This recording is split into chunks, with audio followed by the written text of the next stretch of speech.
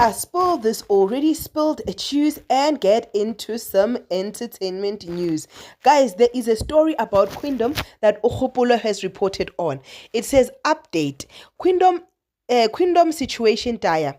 I have been alerted to the devastating ripple effect of the non-payment issue at the new BET telenovela.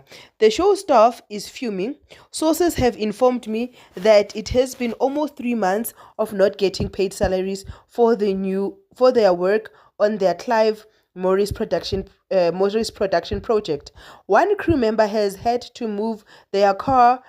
Had one crew member has had to have their car repossessed, as some are facing eviction notices for failure to honor their rent, bills, and commitments. I am told colleagues have also had to chip in to help one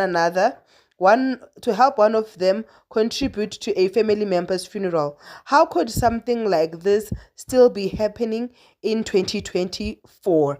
Guysini, no, no, no, no, no. If they stop paying, we must boycott.